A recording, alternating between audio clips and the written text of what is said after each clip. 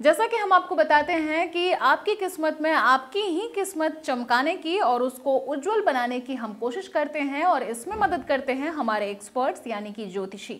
आज भी हमारे साथ हमारे ज्योतिषी हैं, लेकिन उनसे मिलवाने से पहले आपको बता दें कि आज का हमारा विषय है सेहत, क्योंकि हर एक इंसान के लिए उसकी सेहत बेहद ज़रूरी चीज़ होती है।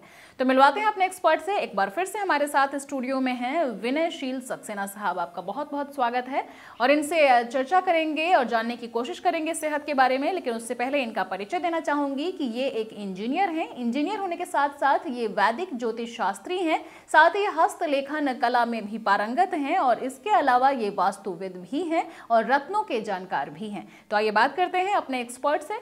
बताइए कि सेहत किस तरीके से ज्योतिष से संबंधित है। देखिए, सेहत हमारी जुड़ी होती है हमारे आचार और हमारे व्यवहार से, हमारे बॉडी के स्टेमिना से। और बॉडी का स्टेमिना, आचार, व्यवहार कहाँ से होते हैं? वो आपकी कुंडली से इंगित होते हैं कि आप किस प्रकार के मानव हैं, आप किस मिट्टी से बने हैं, आपके अंदर कितनी बेयरिंग कैपेसिटी है। हम बाहर के जितने हमले आपके ऊपर कीटाणुओं और जीवाणुओं को होते हैं, उसको सहने की कितनी आपके अंदर शक्ति है, ये सब पता चल पाता है आपकी कुंडली के माध्यम से। तो आपकी सेहत कैसे रहने वाली है, आप कितने बलिष्ठ रहने वाले हैं, आपकी सेहत कब डाउन हो सकती है, आपके अंदर कब विपत्ति आ सकती है, एज फार एज सेहत इज़ कंसर्न, ये हम सब का सब देख के आपकी जन्म कुंडली से बता सकते हैं। साथ में हम ये भी बता सकते हैं आपको कि अगर आप पे कोई रोग आएगा तो वो रोग जो है वो आपके ऊपर कब तक रहेगा, वो बहुत समय तक रहेगा, या वो आप जो है उस पर बहुत जल्दी काबू पा लेंगे और आप उसके ऊपर हावी हो जाएंगे। जी, ये तो हुई बात कि कितनी जल्दी हम उस पर काबू पा लेंगे। लेकिन कुछ ज्योतिषीय टिप्स भी होते होंगे, कुछ ऐसी चीज़ें भी होती होंगी जिनसे कि उनसे जल्दी निजात पा लें किसी बीमारी से। देखिए, सबसे इम्पोर्टेंट बात ये होती है कि हमें ये जानना ज़रूरी है कि हम अगर किसी रोग से ग्रसित होंगे तो वो कौन सा प्लैनेट है जो हमको रोग देगा, वो कौन सा ऐसा प्लैनेट है जिसकी वजह से हम परेशानी में पड़ने वाले हैं, वो लग्न हमारा जो है वो कितना स्ट्रांग है, हमारा जो षष्टेश है जो हमको रोग देता है उससे वो लग्न स्ट्रांग है या उससे लग्न हमारा वीक है। यदि हमारा लग्न हमारा जो होता है वो स्ट्रांग नहीं होता है, वो वीक होता है, तो हमको उसको बलिष्ठ करना बहुत अनिवार्य होता है। अन्यथा कोई छोटा सा भी रोग या रोग देने की दशा आती है तो हम जो है रोग से ग्रसित हो जाते हैं। तो ये देखना हमारे लिए बहुत ज़रूरी है। प्लस हम सबसे इम्पॉर्टेंट देखने की बात ये होती है कि जो काल पुरुष की जो कुंडली होती है उसमें छठे भाग में जो राशि है वो हमारी कुंडली में कहाँ पर विद्यमान है, कहाँ पर वो हमको रोग देने के लिए ललायित है और कहाँ से हम रोग जो है हमको मिल सकता है। वो रोग हमारे कौन से भाग में हमको छुएगा, मस्तिष्क से लेकर और हमारे टो तक, जो हमारा फुट का टो होता है वहाँ तक, ऐसा कौन सा पार्ट है जो हमारे रोग के अंदर आएगा। ये सब के सब आपकी कुंडली के अंदर विद्यमान चीज़ें होती हैं। सिर्फ पढ़ने वाला चाहिए कि वो बता पाए कि आप इस चीज़ों से सावधान रहिए, क्योंकि इस चीज़ों के मार्फत आपको बीमारी इत्यादि लग सकती है। जी, लेकिन कई बार ऐसा देखने में आता है कि जैसे कि दो व्यक्ति एक साथ बीमार पड़े, किसी वजह से कोई इन्फेक्शन हुआ या किसी अन्य वजह से, लेकिन एक व्यक्ति पहले ठीक हो गया, एक के ठीक होने में काफ़ी समय लग जाता है। तो इसके पीछे क्या वजह होती है? देखिए, ये सब लग्न की बात है कि उस किस व्यक्ति का लग्न कितना स्ट्रांग है। यदि उसका लग्न जो है जो जल्दी ठीक हुआ है, अगर हम उसकी कुंडली का हम विवेचना करेंगे तो हम पाएंगे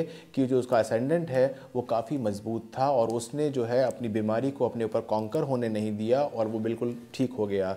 और वहीं पर जो व्यक्ति जो कमज़ोर था या जो काफ़ी देर तक परेशान रहा बीमारी से, उसका जो लग्न है या असेंडेंट है वो काफ़ी वीक था षष्टेश के मुकाबले में और वो काफ़ी देर तक पीड़ा रहा।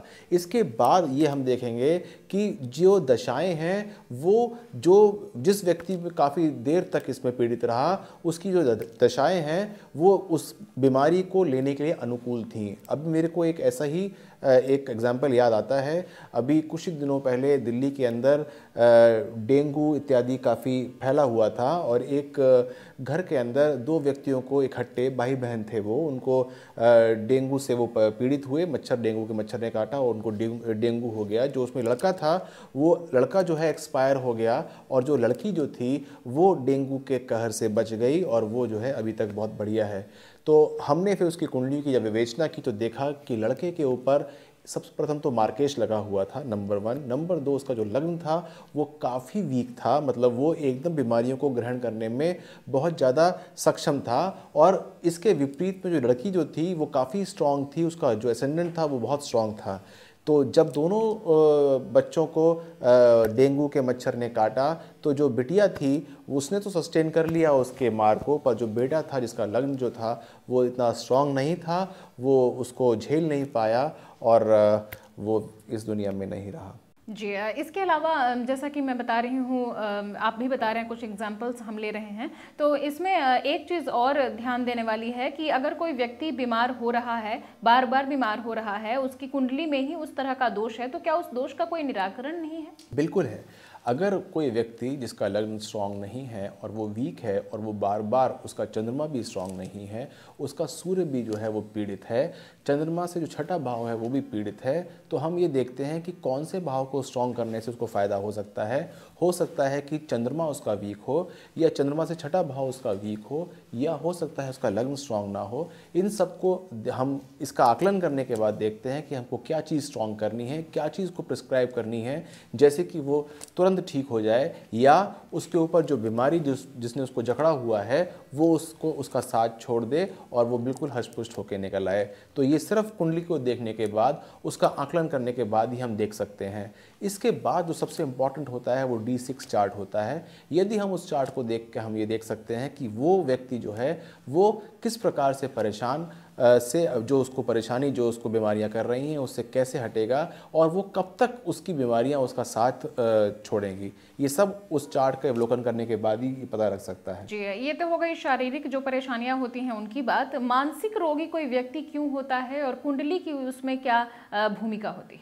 देखिए, मानसिक रोगी जो व्यक्ति होता है उसका जो चंद्रमा होता है वो पीड़ित होता है, और चंद्रमा जो है वो उस पीड़ा के साथ किसी ऐसे पीड़ावान भाव में होता है, साथ में उसको उसकी युति भी एक ऐसे ही प्लैनेट से होती है जो उसको और पीड़ा पहुंचाता है। जैसे कि राहु से युति हो सकती है, जैसे कि केतु से युति हो सकती है, जैसे कि किसी नीच के प्लैनेट के साथ उसकी युति हो सकती है। इस प्रकार से अगर जो प्लैनेट जो उनका चंद्रमा है यदि किसी व्यक्ति का इस तरह से पीड़ावान है तो वो मानसिक रूप से रोगी भी हो सकता है, और यदि उसकी दशाएं भी आई हुई है तो वो निश्चित तौर से इस तरह से परेशानियों से बिल्कुल घिरा हुआ रहेगा। लेकिन निराकरण भी उसका संभव बिल्कुल संभव है, निराकरण संभव है। बिल्कुल विनय जी, यहाँ वक्त तो चला एक छोटे से ब्रेक का, तो लेंगे एक छोटा सा ब्रेक। लेकिन ब्रेक पर जाने से पहले आपको बताना चाहूंगी कि अगर आपकी भी किसी तरह की समस्या है, आप जूझ रहे हैं अपने जिंदगी में परेशानियों से, तो आप हमें मेल करें। हमारे एक्सपर्ट विनय जी आपको सही सलाह देंगे, ज्योतिषीय समाधान बताएंगे और उन टिप्स को फॉलो करेंगे, आपको जरूर उसका फायदा होगा। आपको बताना चाहूंगी आप हमें मेल भेज सकते हैं आपकी किस्मत @gmail.com पे आप हमें मेल भेजें। अपनी समस्या के लिए आपको कुंडली बनवानी होगी, उसके लिए आपको अपना date of birth, time of birth और प्लेस ऑफ बर्थ बताना पड़ेगा, और साथ ही अपनी समस्या को लिखना, इंगित करना ना भूलें। तो यहाँ लेते हैं एक छोटा सा ब्रेक।